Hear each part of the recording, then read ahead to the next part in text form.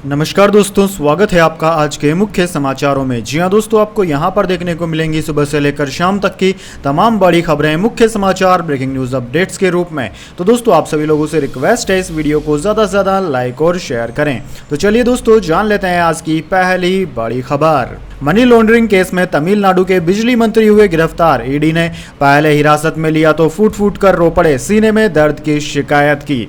जी हां दोस्तों, money laundering case में तमिलनाडु के बिजली मंत्री वी सेथिल बालाजी को बुधवार सुबह परिवर्तन निर्देशालय यानी कि ईडी ने अरेस्ट कर लिया। जांच एजेंसी मंगलवार सुबह 7 बजे बालाजी के घर पहुंची थी। यहां उनसे 24 घंटे पूछताछ हुई। ईडी की कार्रवाई और पूछताछ के दौरान सेथिल ने सीने में दर्द की शिकायत की। इसके बाद उन्हें मेडिकल जांच के लिए चेन्नई के एक सरकारी मेडिकल कॉलेज ले जाया गया। यहां वे दर्द से रोते हुए दिखे। अस्पताल की तरफ से जारी मेडिकल बुलेटिन में सेथिल बालाजी को CABG बाईपास सर्जरी की सलाह दी गई है। दोस्तों, आपकी जानकारी के लिए बता दें, बिजली मंत्री सेथिल बालाजी मंगलवार सुबह मॉर्निंग वॉक के लिए निकले थे। उन्हें रेड की सूचना मिली तो वो तुरंत टैक्सी लेकर वापस अपने घर आ गए। चेन्नई स्थित उनके घर पर ईडी के अधिकारियों ने लगातार 24 घंटे पूछताछ की। तमिलनाडु के कानून मंत्री S रघुपति ने मीडिया को इसकी जानकारी दी। छापेमारी के दौरान ईडी के अधिकारियों के साथ सेंट्रल पैरामिलिट्री फोर्स के जवान भी वहां मौजूद थे।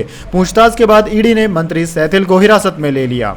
इसके बाद दोस्तों, अगली बड़ी खबर। महिला पहलवानों के आरोपों पर बोले ब्रजभूषण सिंह, मैं कांग्रेस पार्टी का शिकार हूं। जी हां दोस्तों, महिला पहलवानों के द्वारा कुश्ती फेडरेशन ऑफ इंडिया के पूर्व अध्यक्ष ब्रजभूषण शरण पर लगाए गए आरोपों के मामले में अब उनसे पूछा गया कि क्या आपको लगता है कि आप एक सोची समझी साजिश के शिकार हैं। तो इस मसले पर मीडिया के सवालों का जवाब देते हुए उन्होंने कहा कि वो कांग्रेस पार्टी की साजिश के शिकार हैं। दिल्ली पुलिस के सूत्रों के मुताबिक इस मामले में दर्ज FIR के मामले में अगले 2-3 दिनों के अंदर ही चार्जशीट दायर की जाएगी। नई दिल्ली अंतर्गत कनॉट पैलेस थाना में ब्रजभूषण शरण सिंह सहित कुछ अन्य आरोपियों के खिलाफ एक नाबालिग पहलवान लड़की सहित कुल 6 महिला पहलवानों द्वारा मामला दर्ज कराया गया था। जिसके बाद इस हाई प्रोफाइल मामले में दिल्ली पुलिस द्वारा बनाई गई एक SIT की टीम मामले की तफ्तीश में जुटी हुई है। दोस्तों, भारतीय कुश्ती महासंघ के पूर्व अध्यक्ष रहे ब्रजभूषण शरण सिंह के खिलाफ दिल्ली पुलिस की टीम तफ्तीश कर रही है। इस मामले में तफ्तीश के लिए सबूत जुटाने के लिए दिल्ली पुलिस की टीम हरियाणा, पंजाब, दिल्ली, उत्तर प्रदेश, झारखंड सहित कई राज्यों का दौरा कर चुकी है। इसी बीच पोस्को एक्ट में दर्ज मामले में एक पीड़िता ने अपने बयान भी वापस ले लिए हैं। इसके बाद दोस्तों, अगली बड़ी खबर। सीक्रेट फाइल्स केस में ट्रंप की पेशी, सभी आरोप नकारे, कहा डॉक्यूमेंट ले जाना मेरा हक, बाइडेन भ्रष्ट, उन्होंने मुझे फंसाया। जी हां दोस्तों, सीक्रेट डॉक्यूमेंट घर ले जाने के आरोपी अमेरिका के पूर्व राष्ट्रपति डोनाल्ड ट्रंप मंगलवार दोपहर मियामी के कोर्ट में पेश हुए। करीब 45 मिनट चली सुनवाई के दौरान ट्रंप ने सभी आरोपों को नकारते हुए खुद को बेकसूर बताया। उनके वकील ने ट्रंप पर लगे सभी 37 आरोपों को बेबुनियाद और झूठा बताया। कोर्टरूम में सुनवाई के बाद ट्रंप बेडमिनिस्टर गोल्फ क्लब पहुंचे। यहां उन्होंने अपने समर्थकों को संबोधित किया। ट्रंप ने कहा कि आज अमेरिका के इतिहास में पहली बार ऐसा हुआ है जब राष्ट्रपति ने अपनी ताकतों का इतना गलत इस्तेमाल किया हो। राष्ट्रपति की कुर्सी पर बैठे एक भ्रष्ट नेता ने झूठे आरोपों के आधार पर अपने सबसे बड़े प्रतिद्वंदी को गिरफ्तार करवाया, जबकि वो खुद और कई पूर्व राष्ट्रपति इस मामले में दोषी हैं। ट्रंप ने कहा कि मैंने सब कुछ सही किया, लेकिन फिर भी उन्होंने मुझ पर क्रिमिनल चार्जेस लगा दिए। मुझ पर जासूसी एक्ट के तहत आरोप तय किए गए। इस एक्ट का इस्तेमाल जासूसों और देशद्रोहियों के खिलाफ होता है, न कि किसी पूर्व राष्ट्रपति के खिलाफ। इसके बाद दोस्तों, अगली बड़ी खबर। महाराष्ट्र में शिवसेना भाजपा में विवाद की चर्चा। विज्ञापन में CM को डिप्टी CM से ज्यादा लोकप्रिय बताया। विवाद बढ़ा तो नया विज्ञापन जारी किया। जी हाँ दोस्तों, महाराष्ट्र में अगले साल विधानसभा चुनाव से पहले भाजपा और शिवसेना यानी कि शिंदे गुट में एक विज्ञापन को लेकर विवाद बढ़ता गया है। दरअसल शिंदे गुट की शिवसेना ने मंगलवार को अखबारों में एक विज्ञापन छपवाया, जिसमें CM एकनाथ शिंदे को डिप्टी CM देवेंद्र फडणवीस से ज्यादा लोकप्रिय बताया गया। इस विज्ञापन के बाद भाजपा की नाराजगी की बात सामने आई। चर्चा इस बात की भी है कि CM शिंदे और डिप्टी CM फडणवीस ने एक दूसरे के प्रोग्राम से दूरी बना ली है। बढ़ते विवाद को देखते हुए बुधवार को महाराष्ट्र सरकार की ओर से एक नया विज्ञापन जारी किया गया, जिसमें भाजपा शिवसेना गठबंधन सरकार को जनता की पहली पसंद बताया गया है। दोस्तों, शिवसेना की तरफ से मंगलवार को मुंबई के अखबारों में बड़े बड़े विज्ञापन छपवाकर यह दावा किया गया कि मुख्यमंत्री एकनाथ शिंदे भाजपा नेता और उप मुख्यमंत्री देवेंद्र फडणवीस से ज्यादा लोकप्रिय हैं। एक सर्वे का हवाला देते हुए दावा किया गया कि महाराष्ट्र के 26.1% लोग एकनाथ शिंदे को और सिर्फ 23.2% लोग देवेंद्र फडणवीस को मुख्यमंत्री के पद के रूप में देखना चाहते हैं। विज्ञापन में यह दावा भी किया गया कि महाराष्ट्र की 30.2% जनता भाजपा को और 16.2% लोग शिवसेना को फिर से महाराष्ट्र की सरकार में देखना चाहते हैं। इतना ही नहीं, इस विज्ञापन में बीजेपी के चर्चित पुराने नारे दिल्ली में नरेंद्र, महाराष्ट्र में देवेंद्र को बदलकर मोदी और शिंदे के बड़े बड़े फोटो के साथ राष्ट्र में मोदी, महाराष्ट्र में शिंदे का नया नारा भी दिया गया था। इसके बाद दोस्तों अगली बड़ी खबर, सीएम सिद्धारमैया को स्पेशल कोर्ट से मिली राहत, लिंगायत मुख्यमंत्री से जुड़ी टिप्पणी को लेकर शिकायत खारिज। जी हां दोस्तों, कर्नाटक में हाल ही में हुए विधानसभा चुनाव के दौरान लिंगायत मुख्यमंत्री से जुड़ी एक टिप्पणी को लेकर मुख्यमंत्री सिद्धारमैया के खिलाफ दायर एक निजी मानहानि शिकायत को लेकर यहां एक अदालत ने खारिज कर दिया है। पूर्व और मौजूदा सांसदों एवं विधायकों से जुड़े मामलों की सुनवाई करने वाली विशेष अदालत ने सिद्धारमैया के खिलाफ भारतीय दंड संहिता आईपीसी की धारा 499 और 500 के तहत दायर शिकायत मंगलवार को खारिज कर दी। शंकर सेठ और मलैया हरिमठी द्वारा दायर निजी शिकायत में आरोप लगाया गया था कि विधानसभा चुनाव के दौरान सिद्धारमैया ने एक पत्रकार की ओर से पूछे गए सवाल पर दिए गए जवाब के जरिए लिंगायत समुदाय को अपमानित किया था। कांग्रेस नेता से पूछा गया था कि क्या उनकी पार्टी सत्ता में आने पर किसी लिंगायत नेता को मुख्यमंत्री बनाएगी। जवाब में सिद्धारमैया ने कथित तौर पर कहा था कि तत्कालीन मुख्यमंत्री बसवराज बोम्मई एक लिंगायत नेता है जिन्होंने भ्रष्टाचार में लिप्त होकर राज्य को काफी नुकसान पहुंचाया है। इसके बाद दोस्तों अगली बड़ी खबर, चक्रवात बिपरजॉय, गृह मंत्री अमित शाह ने गुजरात सरकार से लोगों को सुरक्षित स्थानों पर ले जाने को कहा। जी हां दोस्तों, केंद्रीय गृह मंत्री अमित शाह ने मंगलवार को गुजरात सरकार से कहा कि वह चक्रवात बिपरजॉय की तैयारियों के तहत संवेदनशील इलाकों में रहने वाले लोगों को सुरक्षित क्षेत्रों में ले जाने की व्यवस्था करे और बिजली, दूरसंचार, स्वास्थ्य और पेयजल जैसी सभी आवश्यक सेवाएं सुनिश्चित करें। चक्रवात की तैयारियों का जायजा लेने के लिए आयोजित एक ऑनलाइन बैठक में शाह ने यह बात कही। बैठक में गुजरात के मुख्यमंत्री भूपेंद्र पटेल, 2 केंद्रीय मंत्री, गुजरात के कई मंत्रियों और सांसदों, विधायकों और उन 8 जिलों के अधिकारियों ने भाग लिया जिनके चक्रवात से प्रभावित होने की आशंका है। एक आधिकारिक बयान के अनुसार केंद्रीय गृह मंत्री ने गुजरात सरकार से संवेदनशील स्थानों पर रहने वाले लोगों को सुरक्षित स्थानों पर ले जाने की व्यवस्था करने और बिजली, दूरसंचार, स्वास्थ्य और पेयजल जैसी सभी आवश्यक सेवाएं सुनिश्चित करने को कहा है। इसके बाद दोस्तों अगली बड़ी खबर, सुभाष चंद्रा बेटे पर कार्रवाई के बाद जी सोनी डील जांच के दायरे में। जी हां दोस्तों, उद्योग विश्लेषकों ने कहा है कि सोनी ग्रुप कॉर्प की सहायक कंपनी के साथ जी एंटरटेनमेंट एंटरप्राइजेज लिमिटेड के बॉन्ड विलय में और देरी हो सकती है। यह तब हुआ जब भारतीय प्रतिभूति और विनिमय बोर्ड सेबी ने कहा कि मुंबई स्थित मीडिया हाउस ने इसके संस्थापक सुभाष चंद्रा द्वारा निजी वित्त पोषण सौदों को कवर करने के लिए कर्ज वसूली ढोंग रचा है। ब्लूमबर्ग की रिपोर्ट के अनुसार सेबी ने सोमवार रात आरोप लगाया कि फर्म ने कई संस्थाओं के माध्यम से धन का लेन देन किया ताकि ऐसा लगे कि उसने चंद्रा की निजी संस्थाओं द्वारा बकाया धन की वसूली की थी। सेबी ने एक अंतरिम आदेश में कहा कि संस्थापक और उनके बेटे जी के मुख्य कार्यकारी पुनीत गोयंका ने अपने पद का दुरुपयोग किया और अपने लाभ के लिए धन की हेराफेरी की। इस आदेश के साथ ही सेबी ने कहा था कि उक्त दोनों ही अब लिस्टेड कंपनी में किसी एग्जीक्यूटिव या फिर डायरेक्टर पद पर नहीं रहेंगे। इसके बाद दोस्तों अगली बड़ी खबर, अमेरिका ने चीन से डेवलपिंग कंट्री का स्टेटस छीना। इसका नाजायज फायदा उठा रहा था ड्रैगन, खुद सस्ता लोन लेकर गरीब मुल्कों को फंसाया। जी हां दोस्तों, अमेरिकी संसद ने चीन को इकोनॉमिक फ्रंट पर बहुत तगड़ा झटका दिया है। मंगलवार को यूएस सेनेट ने एक नए कानून को मंजूरी दी। इसके मुताबिक चीन को अब अमेरिका किसी भी सूरत में विकासशील देश यानी कि डेवलपिंग कंट्री का दर्जा नहीं देगा। अमेरिका के इस कदम का चीन की इकोनॉमी पर जबरदस्त असर पड़ेगा। वर्ल्ड बैंक और दूसरे फाइनेंशियल इंस्टीट्यूशन से उसे अब आसानी से और कम ब्याज पर लोन नहीं मिल सकेगा। चीन डेवलपिंग कंट्री स्टेटस की वजह से खुद तो आसान और सस्ता कर्ज लेता था, लेकिन गरीब मुल्कों को कठोर शर्तों पर लोन देकर उन्हें कर्ज जाल में फंसा लेता था। दोस्तों आपकी जानकारी के लिए बता दें, मार्च में पहली बार अमेरिकी संसद के निचले सदन हाउस ऑफ रिप्रेजेंटेटिव जैसे हमारे यहाँ लोकसभा में एक बिल लाया गया था। इसकी खास बात यह थी कि इसका मकसद सिर्फ चीन पर लगाम कसना था। बहरहाल हुआ यही कि जब इस बिल पर वोटिंग हुई तो तमाम 415 सांसदों ने इस बिल यानी कि China is not a developing country act के फेवर में वोट दिया। एक भी सांसद ने इसका विरोध नहीं किया। एक रिपोर्ट के मुताबिक 9/11 हमले के बाद ऐसा पहली बार हुआ जब हर सांसद एक बिल के फेवर में था। इसके बाद दोस्तों अगली बड़ी खबर, आईसीसी टेस्ट रैंकिंग, ऑस्ट्रेलिया के 3 बल्लेबाज शीर्ष 3 में। 39 साल बाद हुआ ऐसा, अश्विन टॉप पर, रहाणे की भी हुई चांदी। जी हां दोस्तों, विश्व टेस्ट चैंपियनशिप फाइनल के बाद आईसीसी ने टेस्ट में खिलाड़ियों की ताजा रैंकिंग जारी कर दी है। बुधवार को जारी रैंकिंग में भारत के बल्लेबाज अजिंक्य रहाणे को काफी फायदा हुआ है। फाइनल में 79 और 46 रन की पारी खेलने वाले रहाणे 37वें स्थान पर आ गए हैं। भारत का यह बल्लेबाज 16 महीने बाद टेस्ट टीम में वापसी कर पाया। उन्होंने फाइनल में अच्छी बल्लेबाजी की, लेकिन वह टीम को जीत नहीं दिला पाए। बल्लेबाजों की रैंकिंग में शीर्ष 3 पर ऑस्ट्रेलियाई खिलाड़ियों का कब्जा है। मार्नस लाबुशेन पहले, स्टीव स्मिथ दूसरे और ट्रेविस हेड तीसरे पायदान पर है। एक ही देश के 3 खिलाड़ी टॉप 3 में 1984 के बाद हैं। तब वेस्टइंडीज के गार्डन ग्रीनिज पहले, क्लाइव लॉयड दूसरे और लैरी गोमेज तीसरे स्थान पर थे। दोस्तों, रहाणे के अलावा रैंकिंग में शार्दुल ठाकुर को भी फायदा हुआ। शार्दुल ने फाइनल में एक अर्धशतक लगाया था। वह अब बल्लेबाजों की रैंकिंग में 94वें स्थान पर पहुंच गए हैं। दूसरी ओर फाइनल में नहीं खेलने के बावजूद रविचंद्रन अश्विन गेंदबाजों की रैंकिंग में पहले स्थान पर काबिज हैं।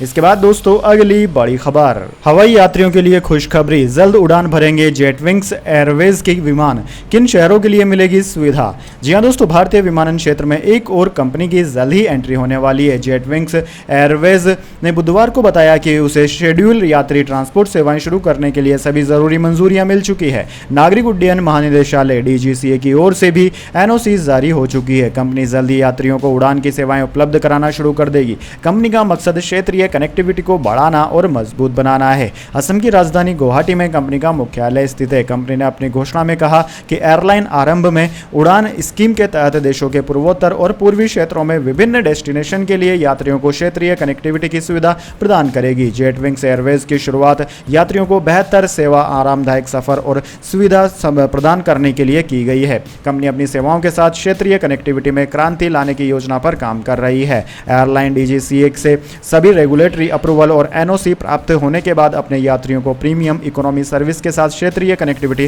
प्रदान करेगी। इसके लिए कंपनी ने टर्बो प्रोपेल्ड के अलावा modern flight tank turbofan aircraft का एक बड़ा बेड़ा भी पेश करने की योजना बनाई है।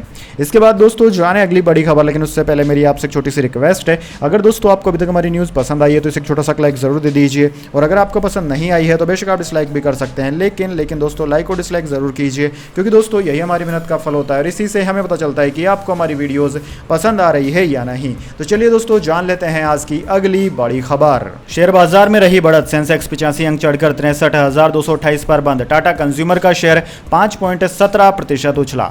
जी हां दोस्तों, बुधवार को शेयर बाजार में तेजी देखने को मिली। सेंसेक्स 85 अंक चढ़कर 63,228 के स्तर पर बंद हुआ। वहीं निफ्टी में भी 39 अंकों की तेजी रही। यह 18,755 पर बंद हुआ। सेंसेक्स के 30 शेयरों में से 16 में तेजी और 14 में गिरावट देखने को मिली। दोस्तों टाटा कंज्यूमर के शेयर में आज 5.17% की तेजी देखने को मिली और यह 42.35 रुपए बढ़कर 862.25 के स्तर पर बंद हुआ। वहीं बुधवार को रुपया अमेरिकी डॉलर के मुकाबले 27 पैसे मजबूत होकर 82.11 रुपए प्रति डॉलर पर बंद हुआ।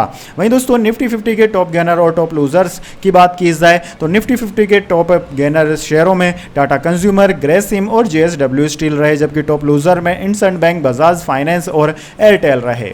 इसके बाद दोस्तों अगली बड़ी खबर, गोल्ड सिल्वर प्राइस टुडे। जान लीजिए आज सोने और चांदी की कीमतें। दोस्तों सोने और चांदी की कीमतें में लगातार गिरावट देखी जा रही है। मई की शुरुआत में 62,000 रुपए के नजदीक पहुंचने वाला सोना अब गिरकर 60,000 रुपए के नीचे आ गया है। एक दिन पहले मंगलवार को भी सोने चांदी की कीमतों में गिरावट आई थी। दोस्तों मल्टी कमोडिटी एक्सचेंज MCX पर दोनों धातुओं के रेट में मामूली तेजी देखने को मिली है, लेकिन सराफा बाजार में स्थिति उल्टी बनी हुई है। MCX पर भी सोने का रेट 60,000 रुपए के नीचे चल रहा है। चांदी 72,000 रुपए के लेवल पर चल रही है। हालिया स्थिति में दोस्तों सोने चांदी की कीमतों में भले ही गिरावट देखी जा रही है, लेकिन जानकार आने वाले समय में दोनों की धातुओं की कीमतों में रेट में तेजी आने की उम्मीद लगा रहे हैं। इसके बाद दोस्तों अगली बड़ी खबर, उत्तराकाशी में लव जिहाद के खिलाफ महापंचायत पर रोक की मांग। सुप्रीम कोर्ट ने याचिका को हाई कोर्ट ले जाने को कहा। जी हां दोस्तों, उत्तराखंड की उत्तराकाशी में लव जिहाद के विरोध में 15 जून को होने जा रही महापंचायत के खिलाफ दायर याचिका पर सुप्रीम कोर्ट ने सुनवाई से इनकार किया। कोर्ट ने कहा कि कानून व्यवस्था कायम रखना राज्य सरकार की जिम्मेदारी है। याचिकाकर्ता हाई कोर्ट से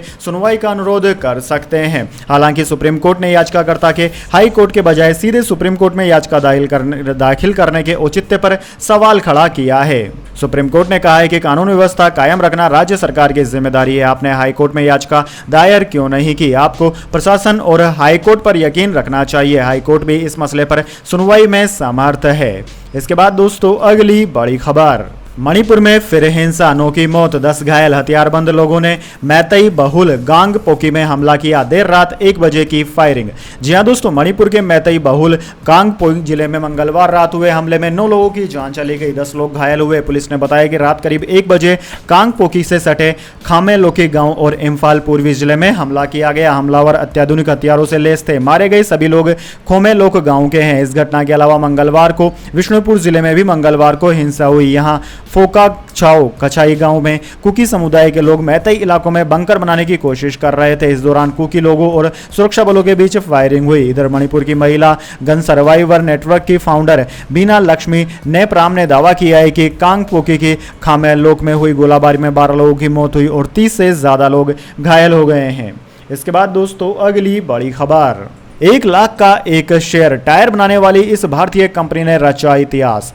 जी हां दोस्तों, एमआरएफ के स्टॉक ने मंगलवार को इतिहास रच दिया। 1 लाख रुपए के आंकड़े को छूने वाला एमआरएफ भारत का पहला स्टॉक बन गया। यह स्टॉक बीएसई पर 98,939 के पिछले बंद के मुकाबले आज 99,500 पर खुला और सुबह के कारोबार में 1,03,000 रुपए के अपने ऑल टाइम हाई लेवल को छू गया। लेकिन एक साल में इस शेयर में जबरदस्त तेजी भी देखने को मिली है। बेंचमार्क सेंसेक्स में 19% की बढ़त के मुकाबले पिछले एक साल में यह स्टॉक 45% चढ़ा है। एमआरएफ के शेयरों ने 17 जून 2022 को बीएसई पर 65,900 रुपए के अपने 52 सप्ताह के निचले स्तर को छुआ था। इसके बाद दोस्तों अगली बड़ी खबर, 18% आईफोन मैन्युफैक्चरिंग को भारत शिफ्ट करना चाहता है एप्पल। सरकार की पीएलआई स्कीम से लोकल प्रोडक्शन को मिल रहा है बढ़ावा। जी हां दोस्तों, एप्पल 2025 तक 18% ग्लोबल आईफोन मैन्युफैक्चरिंग को भारत शिफ्ट करने पर विचार कर रहा है। बैंक ऑफ अमेरिका की रिपोर्ट के अनुसार भारत सरकार की production linked incentive scheme PLI Apple को देश में मैन्युफैक्चरिंग कैपेसिटी बढ़ाने के लिए प्रोत्साहित कर रही है। दोस्तों, बैंक ऑफ अमेरिका ने अपनी रिपोर्ट में कहा है कि सरकार की पीएलआई स्कीम केवल एप्पल की ही नहीं बल्कि इंडिया की भी मदद कर सकती है। यह स्कीम वित्त वर्ष 2026 तक मोबाइल फोन का डोमेस्टिक प्रोडक्शन 3 गुना बढ़ाकर $126 अरब और निर्यात 5 गुना बढ़ाकर $55 अरब करने के लक्ष्य को पूरा करने में मदद कर सकती है। बैंक ऑफ अमेरिका ने अपनी रिपोर्ट में दावा किया है कि भारत में टोटल इलेक्ट्रॉनिक्स की मांग में मोबाइल फोन की 21.5% हिस्सेदारी है, जो कि 15% कंपाउंड एनुअल ग्रोथ रेट से बढ़ सकती है। रिपोर्ट में बताया गया है कि वित्त वर्ष 2017 से मोबाइल फोन का प्रोडक्शन 3.9 गुना और निर्यात 65 गुना बढ़ा है, जबकि आयात घटकर 1/3 रह गया है।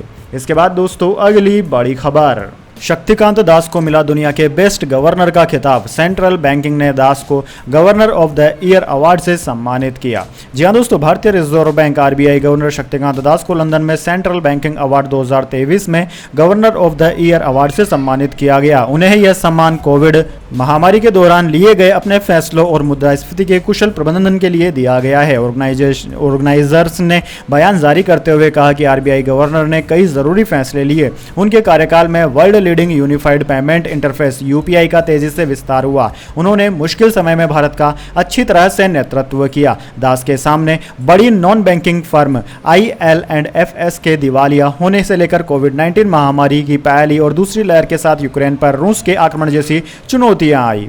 इसके बाद दोस्तों अगली बड़ी खबर, 8 साल के निचले स्तर पर आई थोक महंगाई। मई में ये -3.48% रही। खाने पीने की चीजें सस्ती होने से कम हुई महंगाई।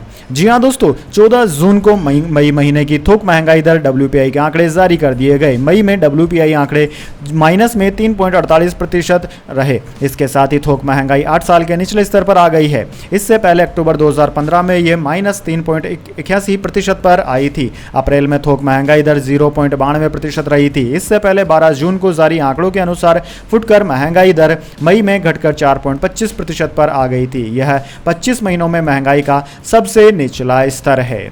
इसके बाद दोस्तों अगली बड़ी खबर, बिग बॉस OTT 2 में दिखेगी नवाजुद्दीन सिद्दीकी की बीवी, बोली शादी की कड़वी यादें मिटाने को। जी हां दोस्तों, बॉलीवुड एक्टर नवाजुद्दीन सिद्दीकी की पत्नी आलिया सिद्दीकी को लेकर बड़ा अपडेट आया है। वह बिग बॉस OTT 2 में बतौर कंटेस्टेंट नजर आएंगी, जिसे सुपरस्टार सलमान खान होस्ट करेंगे। मंगलवार को जियो सिनेमा पर इस रियलिटी शो का प्रोमो शेयर किया गया था, जिसमें मेकर्स ने कुछ झलकियों में कंटेस्टेंट्स को लेकर डिटेल्स दिए थे। हालांकि दोस्तों उनके चेहरे नहीं दिखाए गए थे, पर जानकारों की माने तो इनमें से एक आलिया भी है, जो बिग बॉस के घर के भीतर नजर आएंगी। प्रोमो में आलिया अपने अपार्टमेंट की बालकनी पर दिख रही थी और वह इस दौरान अपनी शादी के बारे में बात करते नजर आई। उन्होंने इस दौरान बताया कि उन्हें हमेशा एक स्टार वाइफ की नज़र से देखा गया। उन्होंने आगे बताया कि जब रिलेशनशिप में कोई सम्मान न हो तब वह बंधन कमज़ोर हो जाता है। अपनी निजी दिक्कतों को सोशल मीडिया पर लाने के पीछे उन्होंने हवाला दिया, एक समय पर जब आपको लगता है कि जिसे आप प्यार करते और चाहते हैं वह आपको नहीं सुन रहा है, तब आपको खुलकर अपनी बात रखनी चाहिए और यही मैंने किया। तो दोस्तों यह थी आज की तमाम बड़ी खबरें। इसके बाद दोस्तों बारी आती है आज के माइंड क्यूज क्वेश्चन की। जी हाँ दोस्तों, एक आसान से सवाल का जवाब देकर आप जीत सकते हैं एक अमेजिंग सरप्राइज गिफ्ट हमारे यूट्यूब चैनल की ओर से। तो दोस्तों आज का सवाल आपकी स्क्रीन पर आ चुका है। भारत की सबसे लंबी नदी का नाम क्या है? जी हाँ दोस्तों, अगर आप जानते हैं भारत की सबसे लंबी नदी जो कि भारत में सबसे ज़्यादा लंबा सफ़र तय करती है, तो जल्दी से उस नदी का नाम कमेंट बॉक्स में लिख दीजिए। अगर दोस्तों आपका जवाब होता है एकदम सही और आप चल जाते हैं लकी विजेता के रूप में, तो आपको मिल सकता है एक अमेजिंग सरप्राइज गिफ्ट हमारे यूट्यूब चैनल की ओर से। तो दोस्तों जल्दी से अपना उत्तर कमेंट बॉक्स में लिख दीजिए, वीडियो को लाइक कर लीजिए और चैनल को सब्सक्राइब करके बेल आइकन भी दबा लीजिए। धन्यवाद। वंदे मातरम। जय हिंद, जय भारत।